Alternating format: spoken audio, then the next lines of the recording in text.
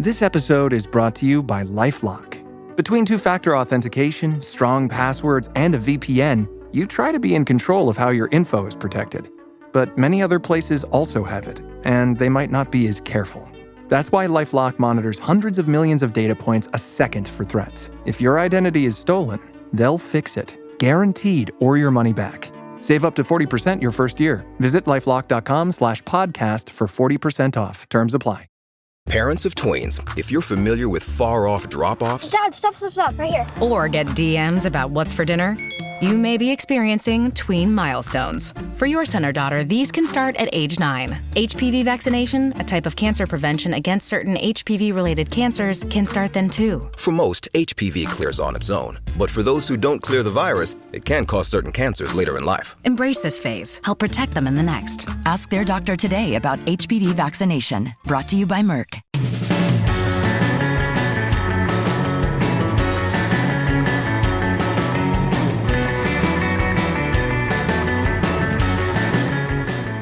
I had the great privilege of working for Tom, and one of the things he taught me was everybody can draw it on the board. Anybody can get up and say, well, this kid should do this and this kid should do that.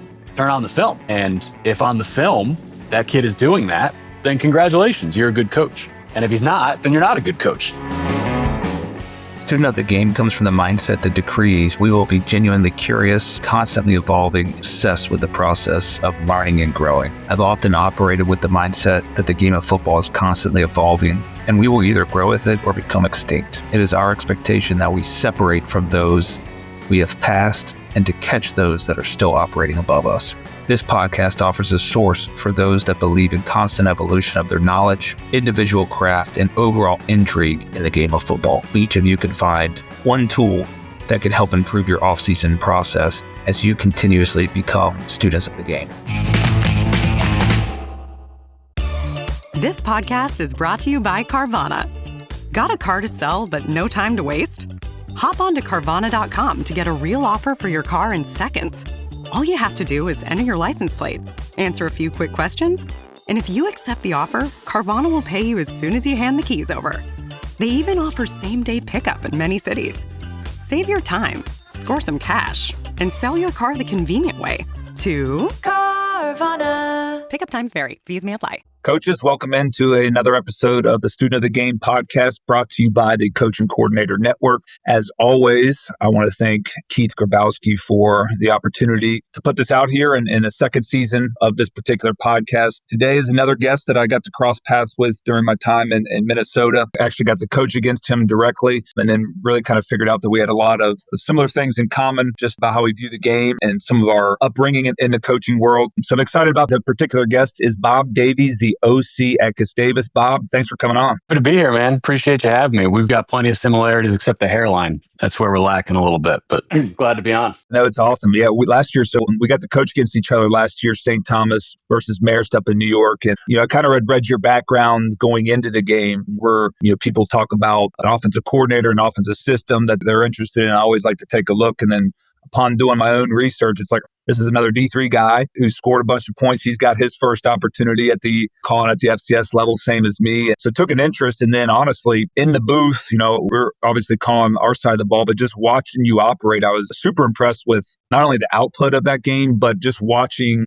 A lot of the mechanics of how you operated your offensive system reminded me of a lot of things that I was interested in. And obviously there's other good offenses that in the Pioneer League, but you were the first guy that I was like, oh, I think there's another guy that's similar to me. And sometimes those are hard to come by. So pretty fun game, a lot of offense in that game, and it's super creative. So that was a fun fall day up there. Yeah, it was. We were really fortunate that our quarterback had a nice day. He was a really talented kid, and he had a good day that day along with a couple other guys. They bailed us out a little bit. We had a tough first quarter, and then we broke out the trick plays in the second quarter. I remember walking in at halftime, and I told our offensive staff, I said, here's the good news. All the trick plays worked. Here's the bad news. We're all out of trick plays. So we're going to have to figure something out here for the second half. And we were able to keep it close and unfortunately just couldn't pull it off. You guys got the better of us. You had such a good day that we elected to score it at the end with some time left on the clock. And you were able to make it to where the defensive staff wasn't very happy with us after that game because you guys were just having a lot of success pushing that thing down the field. Didn't matter how much time. So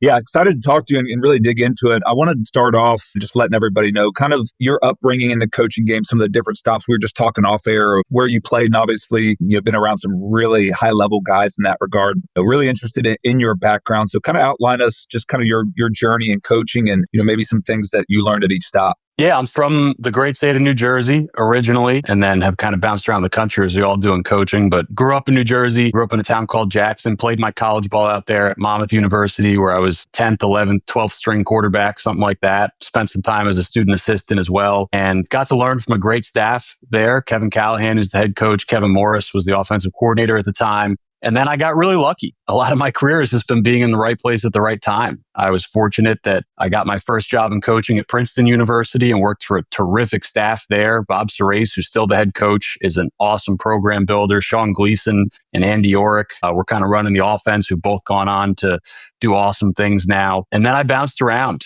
Some of the advice that they gave me was, hey, go coach. Everybody wants to go be a GA at a high level, and that's great, but sometimes the best thing you can do is go coach. And that's what I did. I was a GA at St. Lawrence University in way upstate New York. And then I got my first coordinating job at the Division II level at Franklin Pierce University out in New Hampshire, where we had the very unique opportunity to be a part of a startup program. So it was me and our staff and a whole team full of freshmen, which was a bunch of fun. And then came out to the Midwest at Carleton College, was there for a number of years, and then through a connection back at Princeton, Mike Willis, who's now the head coach at Marist, I went out there for a season to be his offensive coordinator. But I married a girl from Minnesota. And so we wound up back here in January. And just again, right place, right time. The opening at Gustavus came about, a program that I had really immense respect for from afar for a long time. And even more so now that I'm inside the system and getting to meet some of the people, it's really been tremendous. I didn't realize that you started at Princeton. So, obviously seen a lot of different levels. A couple of shout outs in there that we talked off air. Coach Gallo at Monmouth. I had the pleasure to be able to do one of these deals with them. And what a staff out there. What a great bunch of guys. Obviously really good football coaches, good offensive minds, but super humble, down to earth, just ball coaches. And then also want to shout out,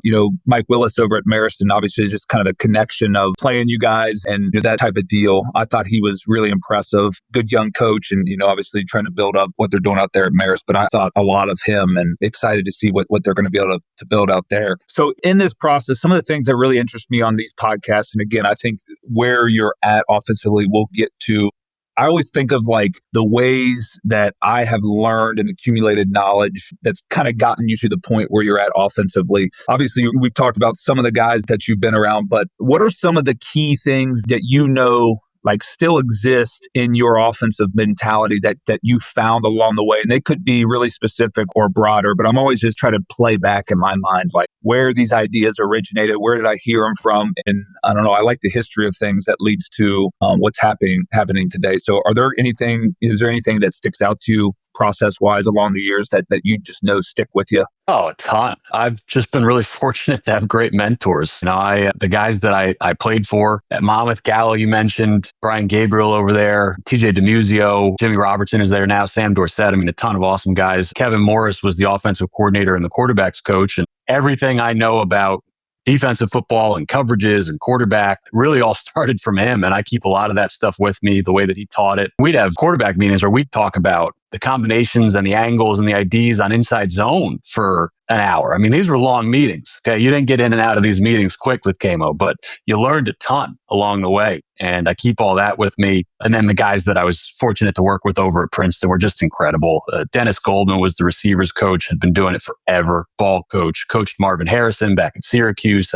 He had been around and just was a wealth of knowledge about the game, recruiting, the profession in general, how to handle yourself. Steve Thomas was really similar. But then, Sean Gleason, who was the OC, and Andy Orrick, who was the O-line coach that I worked directly under, were really second to none. Two of the smartest, most creative, best teaching guys who were running a system that they had inherited from, I think James Perry was the guy who really architected it, and they had inherited it from him and then continued to build it, and just a really sound, creative, and aggressive system that I've carried with me all through the years. And then Russell Gaskamp, who I worked with over at Franklin Pierce, he was my head coach there, was the first guy I ever called plays for, taught me a ton in kind of the opposite direction that I'll talk about later, and just a million people you meet along the way. But the biggest influences were my time at Monmouth and my time at Princeton, for sure. So yes, kind of bringing that all together. And I think, one of the things I think a lot of people, including myself, like about you is you're humble, you're modest, but I'm telling you, you're a smart guy. And I saw that in a 60-minute effort where I think, both of us would say, okay, we're outgunned here. So you had to create some things, offensive philosophy wise. Like, I'm just curious to hear how you look at it, what makes you tick, because I could really gain a sense of, from at least my perspective, what you were trying to do in that particular game. And then, like I said, you had a lot of really, high productive offenses at Carleton that got you that opportunity. So when you formulate it now, you just have installed a new offense. Like, what are some of those key points, philosophically that you're operating on? Yeah, if I could boil it down to one sentence, and this might be a little contradictory to what you think, if I could boil it down to one sentence, it would really be the first step to being good on offense is just don't be bad. And I learned that through the years because I've lost a lot of games and I've gotten my butt kicked a ton, and went back and looked at it. Really, especially after 2019, my first year calling it over at Franklin Pierce, we were the second worst offense in the country. I don't remember who bailed us out and was dead last, but somebody, thank God. I should send them flowers or something, but we were the second worst offense in the country. And that was my first year calling plays. So to anybody out there who's struggling as a coordinator starting out, it gets better. And then it gets a little worse, and then it gets a little better again. So just be prepared. But, it was really a learning experience about you gotta get out of your own way. And we're just trying to keep the ball moving forward at the end of the day. That's really the philosophy that we've taken. And how you do that can be very creative and can be really fun. I think one of the ways that we've been a little different through the years than some other teams who are similar to us is that even though we've thrown the ball a lot, I think we threw it about 50 times a game at Marist. We threw it close to 50 times a game at Carleton. We did it with very little drop back pass. We found a lot of other ways to throw the ball, pocket movements, screens, RPOs, etc. Again, mostly because we were just trying to mitigate risk. And then from there, you build it on out and it becomes creative, right? Like, hey, all I'm trying to do here is throw a hitch for 6 yards on first down. Well, when that's the end goal that you're trying to get to, there's a lot of creative paths that can get you there. So, okay, you're going to line up once and just throw it, and then you're going to motion and throw it, and then you're going to shift and throw it, and then you're going to tempo and throw it, and then you're going to play fake and throw it, and then so you can present a more sophisticated and creative looking offense really just in an attempt to not screw up and keep the ball moving forward. So that's kind of where it starts for us. And then somewhere along the line, I got really interested in the sort of if-then approach that I think a lot of option guys have, that I think is very true in the RPO game. And in what I've learned about the air raid, I have a friend who played for Mike Leach, a good friend of mine, a groomsman at my wedding, who's talked to me a lot about it, and just studying those guys. I think they took a similar approach, kind of an option if-then style to offense, but that has to start somewhere. Right? There has to be kind of ground zero of your offense. What are you starting with? What are we trying to do here? And then it starts to branch out of, okay, we're trying to do this. If they respond this way, then we'll respond this way. And if they respond this way, then we'll respond this way. So again, for us, going back to the start, is the genesis of it is, what are we trying to do? We're just trying to keep the ball moving forward. We're trying to be efficient and find 4-yard, 5-yard, 6-yard gains as often as we can. And then it's a matter of how are they going to respond? How are we going to respond? That's been probably the biggest evolution in the last, 5 years, is really building out the system and literally writing down an if-then thought process. I've learned a ton when I've sat down and forced myself to write things out. I think that's been really valuable because you can't skip over anything anymore. Those hard points when you're just thinking about your philosophy and stuff, those friction points where you're not quite sure what you think about something, when you're writing it down, you got to work through it. When you're just thinking it, a lot of times you skip over it and you move on to something more convenient and easier. So that's been really helpful too. Are you an English guy by chance? Do you have any background? I was a communication major, which is becoming a more valuable major now that TikTok and everything is so big. There's a lot of kids who are actually making money being communication majors. When I was in college, being a communication major was not the route to making a bunch of money, but I learned a ton and I'm glad I did it. Yeah, it's funny because that's what my background's in, but writing is one of the mainstays that I've done. I've always liked to write in a non-football format, but then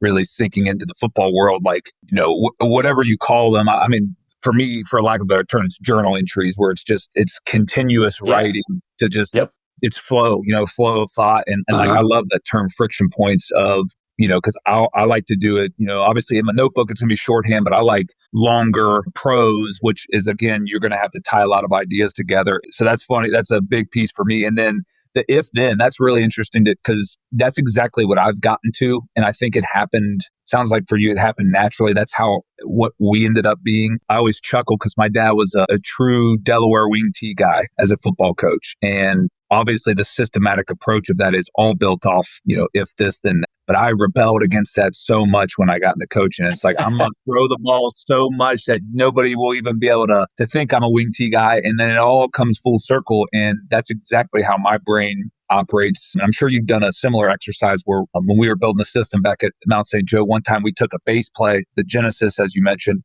and we wrote, how many layers are there to this concept? And they're all reactions to what a reaction to a defense's reaction. I think we got to 7 pages of layers of one run concept. And then that's when I learned. To me, that's what a system is. That is a systematic approach, right? And it kind of happens. I used to be a play guy. Oh, I'm going to have all these play. I had every play. And none of them were great in important moments. So we really had to do that. So that's pretty funny. One of the other things that I think, and I always think about this, is what I really honestly started this podcast because I like thinking about it. So you've had to install a new offense the last 2 years. This is the first time for me doing it. I think it's a really unique challenge, especially when you have a pretty defined idea of what you're going to do, but now you're taking it to a new set of people, coaches included. As you finish spring ball, and obviously we're in the summer piece of this, when you're reviewing, conceptually what you're doing, how are you tracking from a spring output, how good a concept is, where it needs to grow, what do we need to add? I always love that idea of sitting down and go, here's what we got, here's what we need to be, this is where we think we are, and then the process that comes to building and enhancing it. So for you, what does that process look like? Yeah, that's usually the most fun part of the job, aside from the relationships, I think. I had a tight end a couple years ago who asked me one day, he goes, is this even fun for you? Because we'd score a touchdown or whatever it was. And I didn't get real excited about touchdowns and still don't. I'm a pretty even-keeled guy. And, I was never real fiery. And he'd be like, what's the fun part of your job? Like, it never looks like you're having any fun. And I thought about it. And it was honestly that. It was kind of seeing around corners, right? And the educated guesses that you have to make as a football coach, because that's really what it is, ultimately, is you're looking at your own personnel. You're looking at the landscape of your league. You're looking at, where you think your strengths and weaknesses will be compared to those teams. And you're making educated guesses about where to spend your time and what schemes need tweaking and what schemes need investment and what kid needs the ball. And all of those things ultimately come together. And you can only make the decision with the information you have in that moment. When I was at Carleton, they had this great program where you could go and sit in on people's classes and kind of learn how other people teach. And so I sat in on this woman's class. She was teaching environmental ethics. And it was a fascinating class. I didn't know anything about it, but I learned a lot. And she was a really good teacher. And she emailed me afterwards and we set up a Zoom. We were just reviewing everything. And she goes, it's interesting that you came to this class because one of the ways we teach ethics is through quarterbacks, football quarterbacks. And I said, why is that? And she goes, because the hardest thing about ethical decision making is you don't know how it's going to turn out. You have to make a decision based on the information you have in that moment. And you've usually got very limited time. And one of the few positions in sports that truly replicates that, she thought, was quarterback, where you're constantly making decisions in real time and you've got to live with it, with the decision, with the information you've got. And anybody can sit there and rewind the film 4 times and say, well, you should have done this instead. Yeah, great. Where were you when I needed you? And so she actually looked at it that way. And I think coaching is the same way when you're building an offense. Is you're making this series of educated guesses, basically, on what do I think we're going to be good at? What answers do we need for our league? And how are we going to invest our time? So that's what we're going through right now as a staff. We're sitting down. We don't have a fancy process for it. It's exactly what you think it is. We get up, we put the concept up on the board. We have each position coach teach it to the room as if we're freshmen, just so we can make sure we're all on the same page. And then we watch the film. And we basically go through the film and ask ourselves the question of, is everything we just put up on the board happening on the film? I worked for Tom Janelle at Carleton. I had the great privilege of working for Tom. And one of the things he taught me was everybody can draw it on the board. Anybody can get up and say, well, this kid should do this and this kid should do that. Turn on the film. And if on the film that kid is doing that, then congratulations, you're a good coach. And if he's not, then you're not a good coach. It's really that simple. And obviously it's more complicated than that, but it is to some degree that simple. So we're just going through the cut-ups right now. How are we teaching it? Is that what's happening on film? And then really asking the question of, are we teaching it well enough, right? Is what we're saying should happen happening? And then is it reasonable of us to expect our guys to execute this? And that's where you start to get into the educated guesses, is really the personnel side of it. So we had a long discussion about wide zone the other day and, how we want to handle lending help on the front side of wide zone. And are we going to try and help the tackles more? Or are we going to try and help the center more? And finally, our head coach chimes in and was like, well, it really depends on who's the center. And he's exactly right. So you're making these educated guesses based on your personnel about, are we going to be able to execute this? And then are these the answers we need in our league? So if you're in the Pioneer League, for example, and you're going to play San Diego and St. Thomas, well, you'd better have some answers for four eyes because you're going to see them. You'd better have some one high answers, because everybody in that league, in my experience, played a ton of one high. So what are we going to see in our league? Do we have the answers for that? And does it fit our guys? But it really starts for us chronologically with us first, right? Does it fit our guys? Who are our best players? What can we teach well? And then it goes to what are we going to see? And do we need more answers? And I think going back to your point about all the different delineations of certain plays and the layers you could add to it and the if-then of it all, what you find out when you do those sorts of exercises is, boy, we've got a lot of offense already, even if we're not running a lot of plays. And what you find out when you then look at your league and you say, okay, what do we run and what do we need answers for? I think what you find out a lot of times is you've already got the answers. You don't need a lot more scheme. It's just a matter of teaching it to your kids well and executing it well. Very well said. And I love that you said it on watching teachers teach. I'm a son of an educator. Weiss was an educator and have been around education. And I always, the phrase that comes to my mind is teaching is still king. That's the separator, right? And my dad, he was a principal at the end. And one of the things he always would try to express to me is the teachers that would come and they wouldn't get the right test score or whatever. And they'd be like, well, it was this group of kids and these kids can't do this and these kids can't do that. And what my dad told me is nobody ever at the highest level wants to hear that, right? It's your job to figure it out. And it's kind of one of those things that, or we live in our offense in the option route world. It always comes back to, well, how do you get kids to do it? And the caveman response I have is you teach it. You educate them on how to do it, right? And so it's obviously not that simple, but I do think when there's not an emphasis on that, or when you expect it to work because it's a scheme that like you said, we can draw it, we can talk about it, that's where I think you get into trouble. And then the other thing that hit me when you were talking is what I've learned is now entering another league and where really the offensive output is through the system that I understand is the malleability within the scheme is so critical. And like you said, it starts with hey, can we teach it? But then even just with players, and that's when we were doing the same process you were doing. I had to be honest with myself. We taught, a particular vertical concept a certain way at Mount St. Joe, and it was really good. But it was really good for the particular coverages we were seeing there. I was getting frustrated in our spring game with our quarterbacks because this concept wasn't hitting, and I had to sit in that office by myself and go, okay, who's at fault here? And it's not the quarterbacks, it's me. And so you got to change. And I think that is a very difficult thing to do with something you truly believe in, but making sure that it does provide the answers for not only what you're going to see, but to protect, both of you and I believe, protect your quarterbacks. Obviously, you're doing it with protection, but how it's taught, where, when. It doesn't happen enough, Coach. You and I have seen enough. It's something I really screwed up last year, to be quite honest with you, is I think as the overall coordinator at Marist, I think we coordinated the offense fine, but I wasn't a very good quarterback coach was the biggest problem. And there were some personnel things we could have done differently and whatever. I wasn't as good a quarterback coach as I should have been. And our kids suffered because of it. And he was a great kid and he was mature and he had all the physical talent in the world. And the thing I didn't do a good enough job of, partially because I was a Division III guy getting a shot jumping up at Division I. And so you want to prove how smart you are and you got all these answers, right? And sometimes I heard this great line in some random video I saw on Twitter, which is where most of the best lines come from. But I think it was a Peyton Manning video. And he was talking about how if you give somebody too many good options, then they have no option at all or something to that effect. Sometimes you give people too many good options.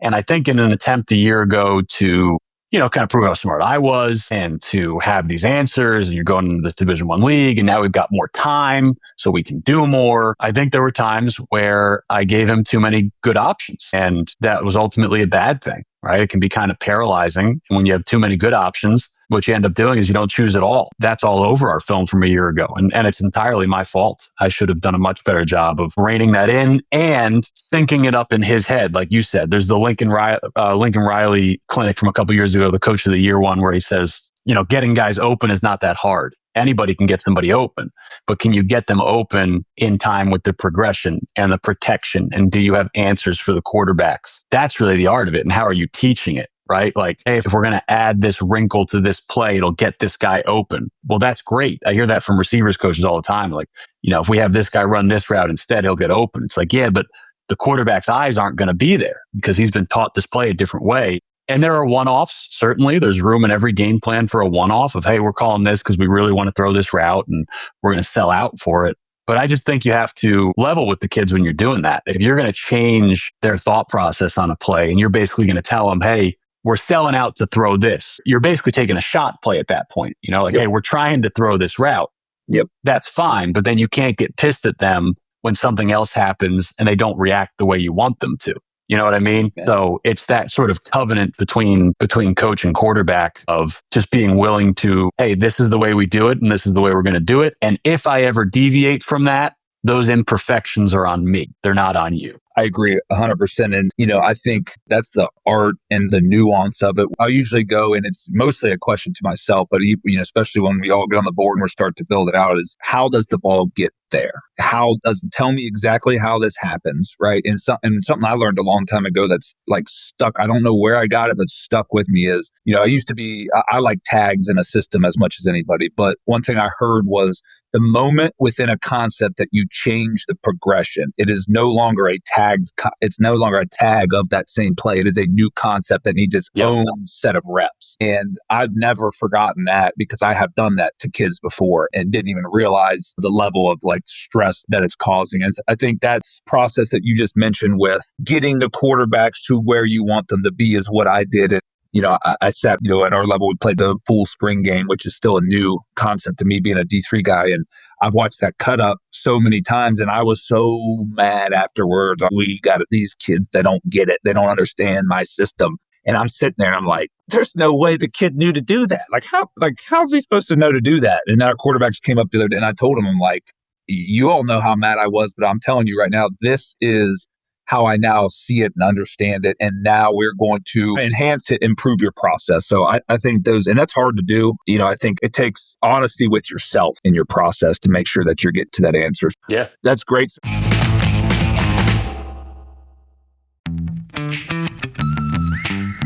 What if an appliance emergency didn't have to be? If your appliances suddenly decided they were done, don't stress. Best Buy has you covered with a wide variety of major appliances from trusted brands, in stock and available now. So you don't have to worry about laundry piling up, refilling the fridge, or that big dinner party you're hosting. Because Best Buy has the knowledge and expertise to get you the right appliance for your home. Learn more at bestbuy.com. Best Buy. Imagine that. So let's talk about install process. I know air raid guys have a certain way to go about it. There's a lot of different mechanisms out there, but when it comes to your installation process, give me an overview of, how do you foresee it? How many days is it? What's your mentality with it? And thinking of it more of like a training camp rather than a spring. We're in training camp. I know the D3 schedule, you gotta get ready to play. What's your methodology there? Yeah, ours is a little different every year because it's entirely based on indie time and meeting time.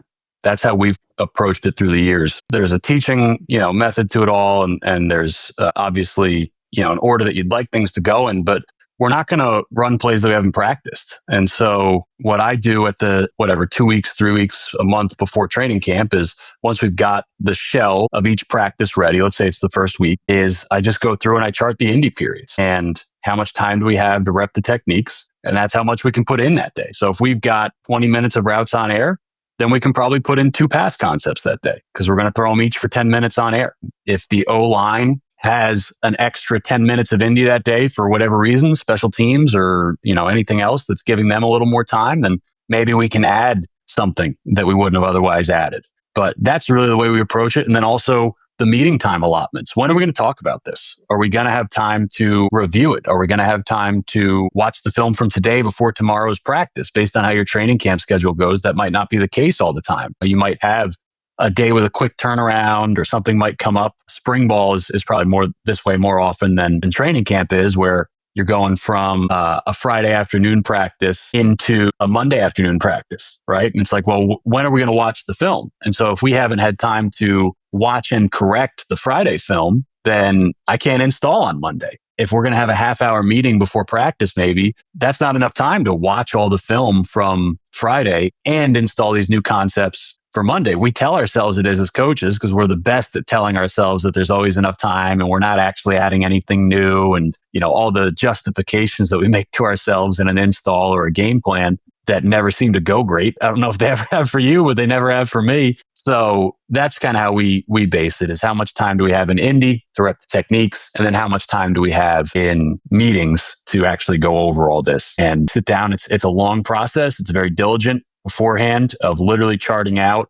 I usually do 5 and 10 minute blocks. Do I think this is something that can be covered in 5 minutes of a meeting, or are we probably going to need 10 minutes of a meeting to talk about this? Is this something that we need 5 minutes of Indy time for, or 10 minutes of Indy time for to talk about this? And then I just work backwards from there. However much time we have to rep it in Indy or talk about it in meetings is how much we can install that day. That's certainly not unique to me. I think there's like a famous Bill Walsh book about planning your offense where he talks about, planning out your drills and working out how much time you're going to have to do them. And so people have been doing it this way for a long time. We didn't come up with it by any means, but it's generally worked pretty well. And you're always tweaking, but that's where we start. No, I think I like it because it's really practical. And I'm taking a lot of notes, but thinking of the meeting time in 5 to 10 minute blocks, like how expensive is this idea, right? How expensive is this? How much strain does it put on both us as coaches and then the players to take in the information and retain it? I think that's really critical. Are you a guy that, because I found myself becoming more of this the longer I do it. And it's more so spring, but I've done this before in training camp when there's a game at the end of training camp. It's spring, there's not. You're not going to lose, a game. Will you put ideas for the following day, what I call on pause? If something is, on that day, do you have any Oh yeah, we will always wait. I will always pause. I will always kick the install down the road. It's just that's been my approach, is that we're going to get it right first before we move on. We're going to get it right. And I always go back to kind of what we opened with, talking about the if then and all the different permutations of a play that can come out. And when you do that if then exercise with the different defenses that you think you're going to see and what's our answer going to be, and if they do this, we'll do this. We want to run inside zone. If they do this, then we'll do that. If they do this. When you do that, you realize pretty quickly that you don't actually need that much offense. And I think it's always better to take the extra day in the first week of training camp or so and work it again and teach it better and fix it. And what I've seen because of that is that when you pause, usually there's a big pause about probably the 4th day of training camp, right? There's like a big pause. There's a moment, there's a wall that you hit because now all of a sudden they're tired, so they're not thinking as well because it's the 4th day. The freshmen are missing home. They've been sitting in these meetings. So somewhere around the 4th day, there's usually a big pause button. Hey, we got to just rinse, wash, repeat. Somebody bring me the script from the first day of practice because we're running that again, and we're just going to start to get the confidence back up a little bit. That when you do that, usually by the end of training camp, usually the last 4 days, there becomes an acceleration is what I've found, is that you pause early. And then at the end, because you fixed the things, because the kids have gotten better at it, all of a sudden you're in a position towards the end to add a lot more quickly. And there's just a better foundation laid. So yeah, we'll always hit pause. No question about it. Because the other thing too, that I've thought a lot about, that I think we all kind of understand to be true, but I hadn't really thought through it for a while, was, man, those first couple days, unless you're at the FBS level or a level where everybody's on campus all year, everything's new. Even to your kids who are coming back, you're installing more than inside zone and 4 verticals. You're installing your receiver splits. You're installing your offensive line splits. You're installing the snap count. You're installing your running backs alignment. You're installing all those things. And so if you think about it from the player's perspective, those first couple days, we tell ourselves, we're installing 1 run and 1 screen and 1 pass and 1 whatever. And that's true. And then because this is what we do as coaches, we convince ourselves that it's not that much. But if you're the kid, if I'm playing, running back, and there's only 4 new plays in, and it's just inside zone, and I've run that all my life. That's great.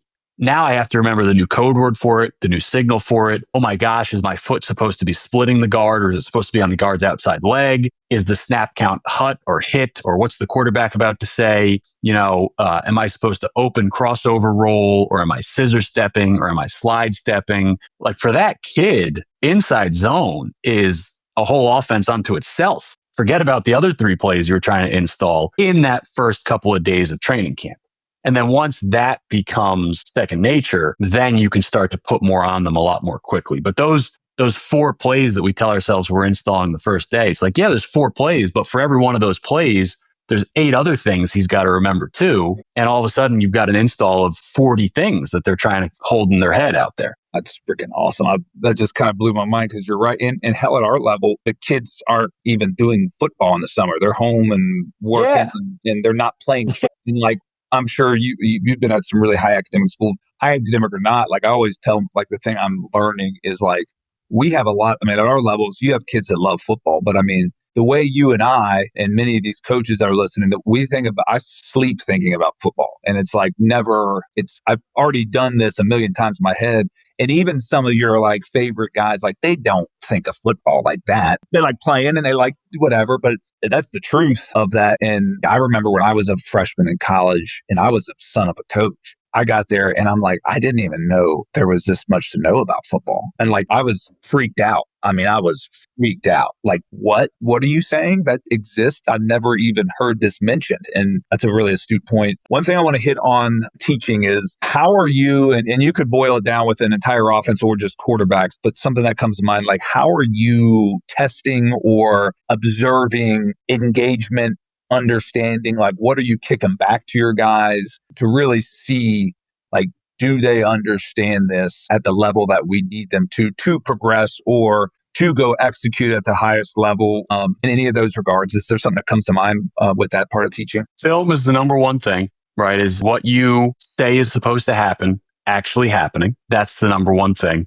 And then call and response, constant call and response. I was sitting in a meeting, a spring ball meeting. We have the Minnesota Gophers here, and they're very kind to all the other coaches in the state, and they allow us to come and sit in on some of their spring ball meetings. And I was watching their OC run a quarterback meeting, and I just remember writing down in my notebook call and response and underlining, because he did such a fantastic job of. He was always throwing the questions back to the kids. He was never answering the questions himself. It was never, hey, this is this coverage here. It was always, hey, what coverage is this? And then when they told him what coverage it was, why do you think that? What specifically are you seeing?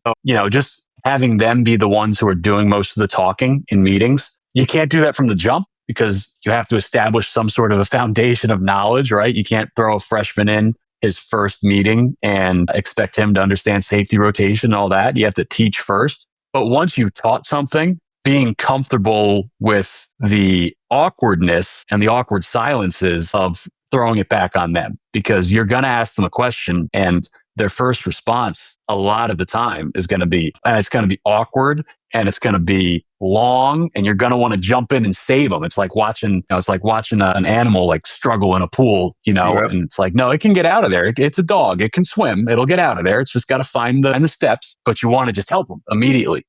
You want to be like a helicopter parent kind of, because it's not only is it awkward, and it's always awkward to watch somebody struggle, but it's also kind of embarrassing on your own ego as a coach. I mean, can you imagine sitting there and asking your quarterback a question with the head coach in the room and his answer is, that's mortifying, right? So your own ego as a coach sitting through that and allowing them to struggle through that, and then helping them when they absolutely need it, but making sure that you're not doing most of the talking has been really beneficial and important, as well as just evaluating the film. That's where you're really going to find out if they know what they're talking about. But a lot of times it can get covered up. Sometimes guys, especially really good players, can sometimes do the right thing without understanding why they're doing the right thing. Making sure that you're doing constant call and response, making sure they're the primary ones talking in the meeting, and then boiling down the why. I think that can solve a lot of your problems. It's something, quite frankly, to your point about just teaching in general. Tom Janelle, who I used to work for at Carleton, it's something he used to do to us as a staff. You'd be sitting in there watching film and a kid would do the wrong thing and he would just keep asking why. Like some kid runs the wrong route. And he goes, what's Jimmy doing there? Oh, he ran the wrong route. Why? Well, because he doesn't know what route he's supposed to run. Why? Well, because, he's not sure what the play is. Why? And he would just keep going until you eventually got to the realization that, because I got to teach him better, or I got to take some out of the install, or I got to find a way to get through to him. So, and those were always fun moments, but it's true. It's absolutely true. But doing that with the kids too, I think is important. Because a lot of times they guess, that's the other thing is that I've come to learn, especially with quarterbacks, is they kind of know what you want to say because they've sat in enough meetings, and it's more like a scripted response. They know the answer to the question. They have memorized their multiplication tables. They're comfortable with your cadence and the question you just asked, and they know what they're supposed to say. Or they use process of elimination. There were two answers. You asked the kid before them. He said one and it was wrong.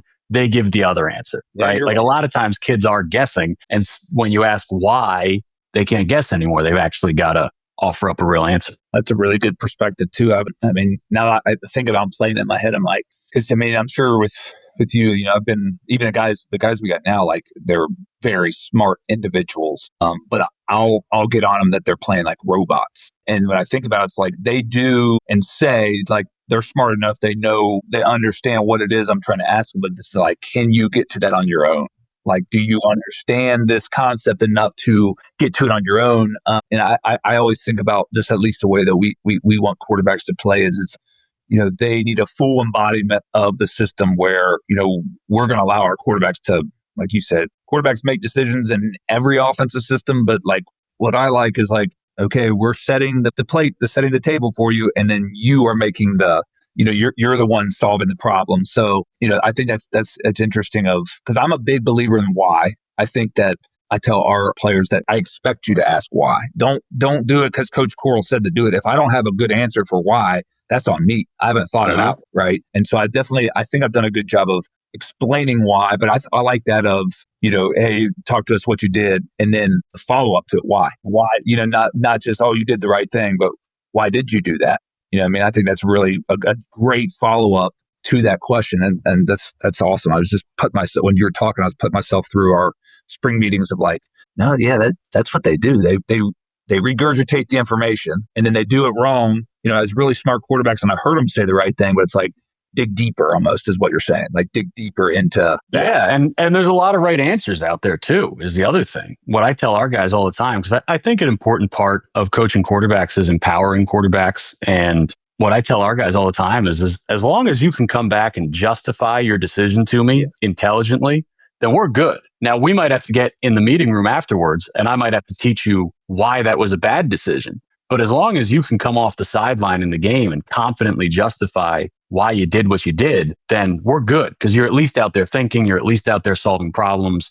You've got a method to your madness. It's when you can't, when you just made that decision and the answer is, I don't know, because he was open, right? Like that's not a good answer. There's got to be a better answer, but I don't have all the answers. And sometimes kids will surprise you. Sometimes they'll give you an answer that makes you go, should I be teaching this differently? Maybe he's right. That's my favorite is that I think that's, I don't know about you, but like teaching things in a new system to new kids. And like, I've got a pretty good understanding, hey, this is where this came from. And sometimes they'll say, hey, why is it named that? Or why is it that? And I'm like, well, to be honest with you, Joey at Mount St. Joe did that against Manchester. And I thought it was a good idea. So we just stuck with it. Like, that's why, you know what I mean? And so it's funny how, but I tell our guys all the time, like, you guys are going to do something that will live in this system forever. And I will be able to, when I teach it to player X in 6-7 years, hey, Clayton at Georgetown, he did this because of this. And then we started teaching it like that from then on. We'd never done it like that before. So that's, to me, one of the more fun things about that. This is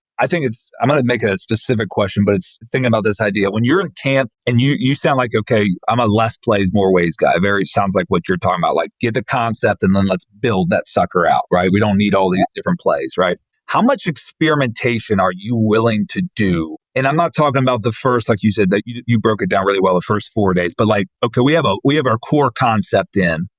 And our kids have done it. We may have even put a second wrinkle and maybe even a third wrinkle to it. How much experimentation are you willing to do in training camp that is not necessarily like fully scripted out? And so what I'm thinking is like a shift or a motion or a kid's idea. Like how much of that are you willing to do inside of a training camp that's kind of off script, if you will? Yeah, it comes up. I wouldn't say it's something that we set out to do. It comes up a lot more when you have a veteran team or when you just had the system in place for a while. Like this is our first training camp at Gustavus with this system, so we'll probably do less of it than we were doing towards the end of the run at Carleton or wherever else. That usually takes the form, quite frankly, of a text like 20 minutes before practice from me to our senior receiver and our quarterback saying, hey, can we try this today? Like some idea pops in and I draw it on the whiteboard real quick and I snap a picture and I send it to 2 kids who can handle it and just say, hey, what do you think if we try this? What if we put this motion on this play? And they go, oh, yeah, coach, we're good. We'll handle it.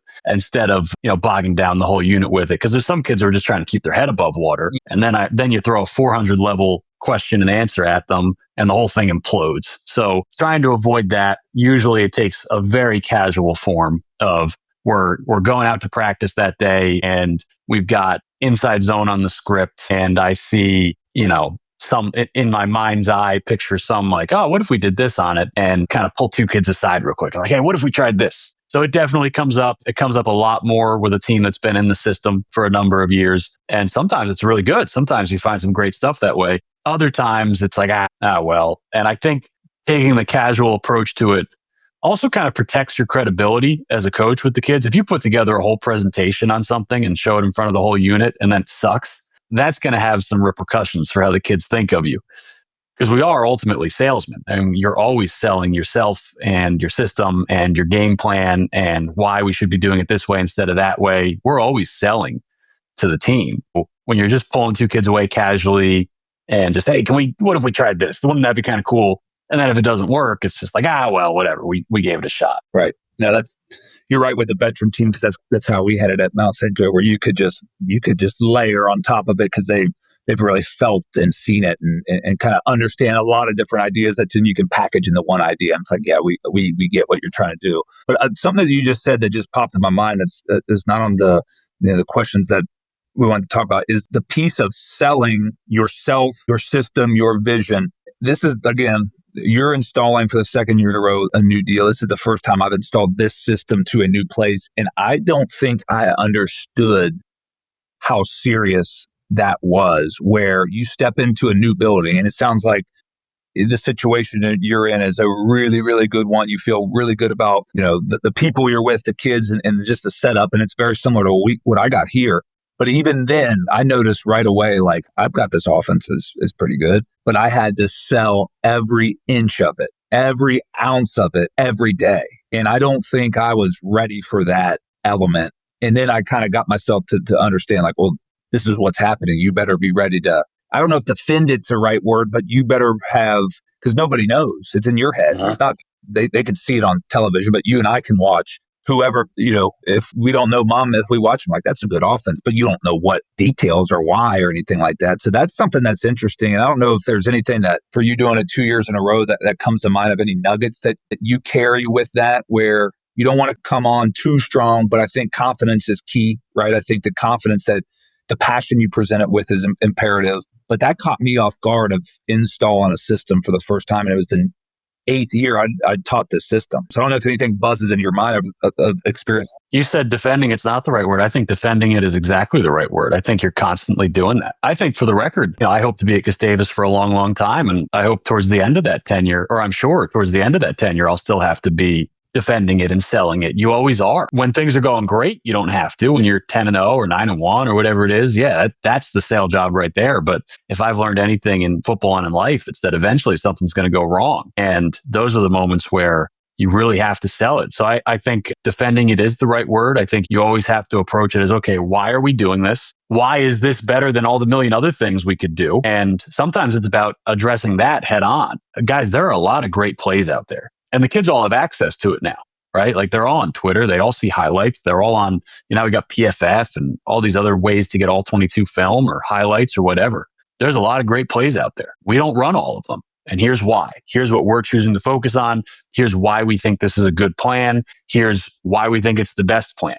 I think that's a critical part of the job is head coaches are doing that with culture. Coordinators are doing that with culture for the program and for your side of the ball. And you're also doing it for schemes and game plans and systems and all that kind of stuff. It's really, really important. And then also just admitting that everything's a trade-off and no system's perfect and ours is not perfect. And we choose to run these plays and we choose to teach them this way because we think that the pros outweigh the cons. But there are also cons, and here's what those are. And by the way, we've got answers to those because we've thought about this stuff, going back to the if-then philosophy of it all. And I was once told by a coach who ran the option that I talked about football like an option coach, and it was the greatest compliment I've ever been paid. But I think that's a hugely important part of it. It's just, listen, guys, we don't run all the plays. There's a lot of great plays out there. We can't run them all. Offense is like a suitcase. And if you're going to go on a trip, you can't put everything in the suitcase. You better pack the things you need. So if you're going to the Bahamas, it would be awesome if you could put an Xbox in your suitcase for your trip to the Bahamas. That'd be great. But if that means you don't have room for a bathing suit, you're going to be in rough shape. So we got to make sure we're packing the things that we need in that suitcase and bringing those with us. And here's the things that we think we need. We can't bring the Xbox. I'm sorry. I wish we could.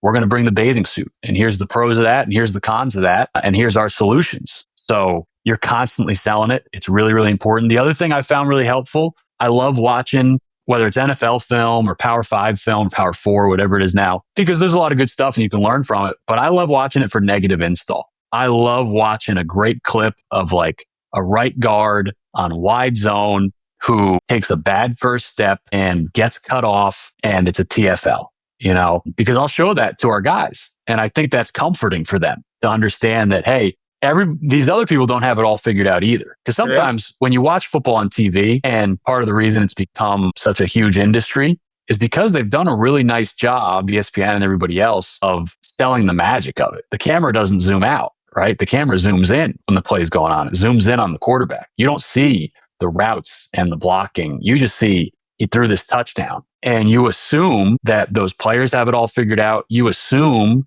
that those coaches had some unbelievably brilliant play that they came up with to score that touchdown. And then you watch the all-22 copy and you find out, oh, they ran a fade in and out, just like the rest of us do. So I'm always looking for big-time moments in games that our kids will see on television and trying to find the all-22, because I think it's really helpful when they see that these guys just ran curl flat on this huge third down, just like everybody else does. Or these guys there's a great clip from Washington when Caleb DeBoer was still there, and they were playing Oregon for the Pac-12 RIP title, and it was like 3rd and 3. And if they convert it, they're going to win the game, and they win, and they're going to the college football playoff. And Michael Penix was the quarterback, and I forget the name of the offensive coordinator, but he's a really sharp guy. Went to the Seahawks after this year. So these are all the smartest people. And a Heisman candidate quarterback who's a first-round pick and the smartest coaches in the world. And it's this critical 3rd and 3 against Oregon with the game on the line. And they ran a fade in and out. And they threw the out for a first down. And they are the smartest people in the world. And he is a first-round quarterback. And they're exactly right to have done that. And it's just a really valuable clip to show our own kids of football doesn't have to be that complicated. We don't run every play in the world, but we run a lot of good ones. And they fit together well, and they solve the problems that we needed them to solve. And hey, look at these people on the biggest level doing the same thing. Because sometimes when you leave that void, something's going to fill it. And when you're not showing that to your kids, and when you're not selling, they're getting sold from somewhere. They've got somebody in their ear from somewhere telling them something. So it better be you. And you are constantly having to sell them on the culture and the vision and the scheme and the system. That's human nature. And I think it's really, really important that you do it well. So those are kind of the ways I've done it, is just, one, hitting it head on. We don't run every play in football. There's a lot of great plays we don't run, and here's why. And hey, by the way, here are some of the smartest people in the world. And I don't mean to say they're not smart. They are. They're brilliant at that level. They're at that level for a reason usually. So here are some of the smartest people in the world who also don't run every play, and in big moments running all these same things that we're running. And then, by the way, here's also these same people making the same mistakes that you're making and that we make every day. And I think that's been helpful. Beautiful. It's funny how what I would say from NFL tape is there's a lot of good D3 plays in the NFL that I tend to see in there, and they're very simple. And they're very practical. And it's funny that it scales up and it scales down. And that's what I've learned the more tape I've watched. Now that was awesome. I want to end with this. And you've hit a lot of really good points, but I always like doing the advice thing. And I know life and football have taken you on a journey, and even just within the last, calendar year, all that stuff. Like, what's the best thing you've learned over the last, these last 2 stops? You've seen good, bad, you've been at the high of it. I think we have a lot in common as far as just trying to find our fit in this whole thing. But in this coaching journey, man, what's something like that you've just really learned about yourself maybe over these last 2 stops that you try to hold on to every day and motivate yourself with? I would say from a professional standpoint, you got to work with good people. I don't think we value that enough. I think a lot of us in this profession are trying to jump to the next place and the next rung on the ladder. And I've been incredibly fortunate. I've worked with nothing but great people through the years. Mike Willis over at Marist is an awesome person. TJ Weil over there is great. Everybody in the administration was awesome. The people at Gustavus have been fantastic. The people at Carleton were great. Princeton, Franklin Pierce, Coach Gaskamp, and those guys, Monmouth, all those guys, on and on and on. I've worked with nothing but great people through the years. So you got to be around good people.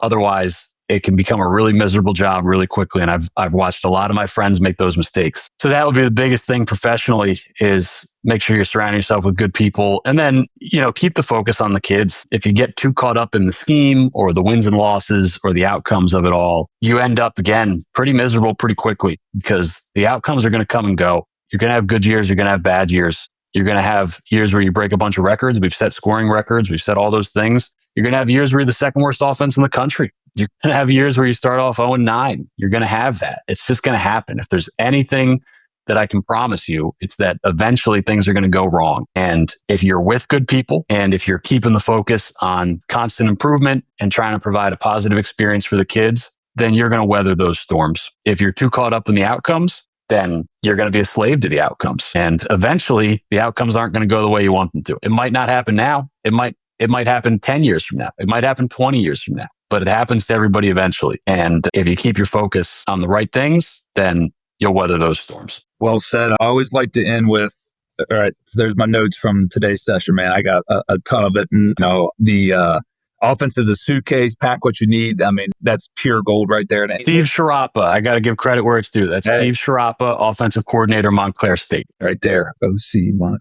That's a beautiful phrase right there. But no, man, I just always like to end with, what draws me to the guests that I get to bring on. And obviously we told the story of connecting, and just immediately when I first talked to you, I could tell how down to earth. I could tell you're very intelligent. You've produced really good offenses. You're creative. I love just hearing this hour session and how practical, you're very poised, which I respect. I'm not the most poised guy. I think that, all the things are well thought out, and you're just one of the good guys, man, that I've met. And for as weird as our last year was for different reasons, I think it's cool when, okay, you and I can cross paths and we're like, hey, this guy I like this guy. Like, I never knew that you existed before that, or maybe I'd heard your name or seen your team's numbers in a deal. But no, I just meeting people along the way. Like, you are one of those guys that always sticks out to me. As I think you're a really good ball coach, but I think you're just one of the good guys in this profession. So I really appreciate you coming on here. And I mean this, like, that was really, really well done. And I got 2 full pages of notes that